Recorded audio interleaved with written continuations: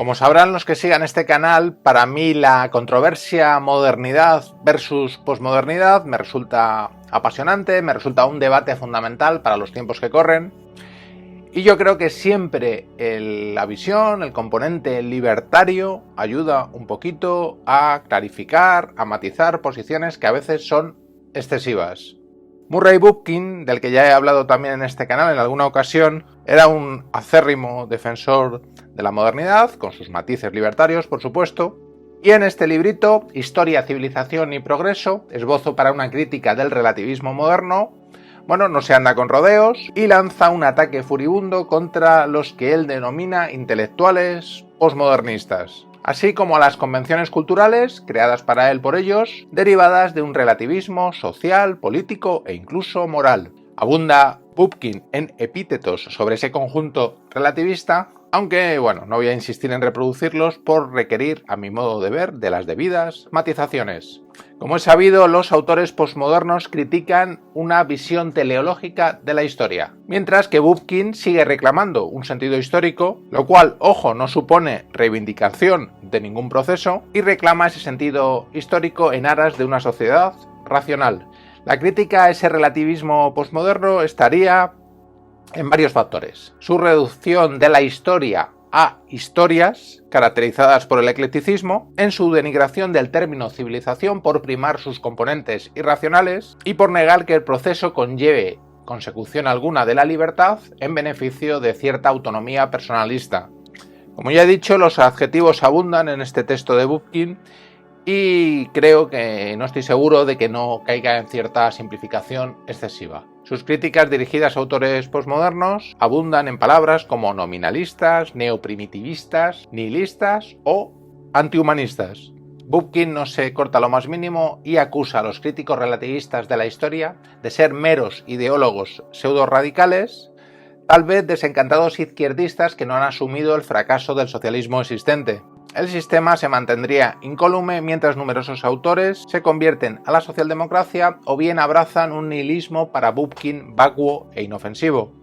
El relativismo vendría a ser una barrera de escepticismo entre ellos y lo social. No obstante, esa barrera vendría a ser tan débil como la visión que se deduce de los antiguos absolutismos de izquierda. La acusación de Bookchin es de simpleza intelectual hacia esos autores relativistas, ya que para él no se puede reducir a Hegel a una visión teleologista, ni a Marx tampoco a una productivista. De esta manera, hacen aguas también los intentos de asociar una mentalidad totalitaria con otorgar continuidad a la historia, coherencia a la civilización y significado al progreso, ya que los peores totalitarios de nuestro tiempo, Hitler y Stalin, eran producto más de una ética relativista o situacional que de principios objetivos o de ideas fundamentales. Bookchin reclama unos cimientos objetivos para no reducir nociones como libertad, creatividad y racionalidad a simples relaciones intersubjetivas, las cuales pueden ser homogeneizantes y despóticas en su débil apariencia de consenso democrático. Para poder hacer frente de manera seria a unos principios es necesario que las ideas estén objetivamente fundadas, libres de todo capricho personalista, encubierto como autonomía. Los fundamentos objetivos, según Bookchin, sujetos a los desafíos de una sociedad libre, invitan también a la crítica racional y a la continua prueba de su coherencia. Después de una corrosiva crítica a lo que él considera relativismo posmoderno, Bookchin se esfuerza en explicar lo que es la historia, la civilización y el progreso. La historia sería el contenido racional y la continuidad de sucesos, existiendo saltos cualitativos, sucesos basados en las potencialidades de la humanidad para la libertad, la conciencia de sí y la cooperación. Sería una visión dialéctica en la que se despliega lo racional, que sería lo que da sentido a la historia. Bookchin aclara que no se niegan los sucesos irracionales, por muy significativos que se presenten, pero no serían meramente historia por no estar enraizados en ese proceso dialéctico, en el que están en juego las potencialidades de la humanidad. Serían entonces meramente sucesos. Negar que resulte factible que se desarrollen esas potencialidades de los seres humanos es asumir que el capitalismo y la democracia burguesa han ganado y buscar simplemente un reposo lo más cómodo posible. Para los escépticos de esta visión dialéctica de la historia, se aclara que la obvia capacidad de los seres humanos para producirse daño unos a otros no es equiparable a esas potencialidades para la libertad, la conciencia de sí y la cooperación. La capacidad humana para infligir daño sería propio del reino de la historia natural.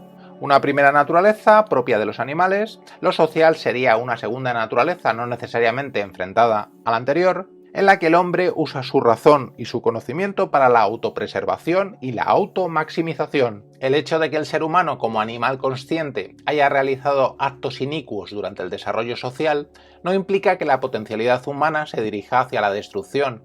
Existen muchas explicaciones para el mal y el irracionalismo, incluso como sucesos adventicios, pero su propia existencia implica que sostenemos una concepción clara de lo racional y de lo bueno, algo que trasciende una aproximación personalista, relativista o funcional. Lo que esa reivindicación supone, esa reivindicación de una continuidad y de una dialéctica en la historia, es no considerar el desarrollo social humano como un misterio, y tratar de explicar aquellas fuerzas históricas que han emergido, han declinado y han vuelto a surgir. Como Bookchin afirma en otra importante obra suya, La ecología de la libertad, existiría un legado de libertad, una tradición de aproximación de la humanidad a esa noción libertaria de racionalidad y de conciencia de sí. Observar la historia como un conjunto íntegro se diferencia del absolutismo hegeliano, lo mismo que en la deducción dialéctica de Bookchin no hay visión teleológica, absolutismo ni mucho menos totalitarismo. No hay determinismo ni predestinación en el despliegue racional de las potencialidades humanas. De la misma manera, no hay nada trascendente a lo humano en dicho desarrollo, ya que las personas son agentes activos que construyen la historia y pueden desarrollar o no dichas potencialidades.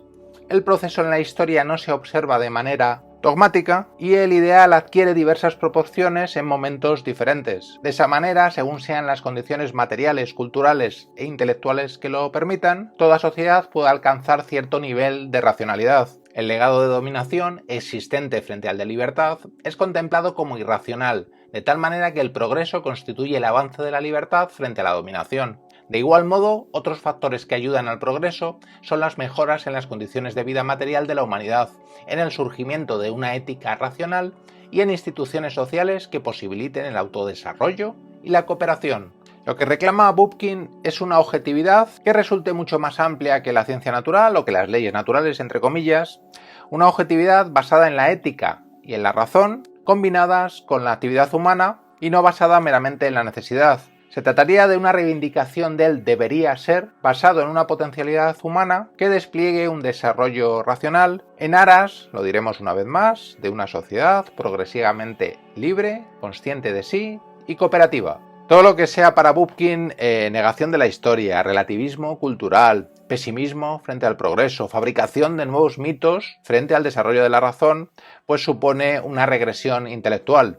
Así, los movimientos revolucionarios necesitarían más que nunca el análisis social, así como un análisis psicológico que huya de cualquier repliegue individual en una supuesta esfera íntima virtuosa. La espontaneidad y la imaginación continúan siendo armas formidables, pero pueden ser acompañadas de estándares de conductas racionales y objetivas. Yo creo que no debería haber motivos para la visión pesimista sobre las garantías, vamos a llamarlo así, científicas de una posible sociedad libertaria. Pero a mí me resulta mucho más importante y urgente, en esta época más bien plagada de desesperanza e incluso de decadencia, la suma de voluntades para llevarla a cabo.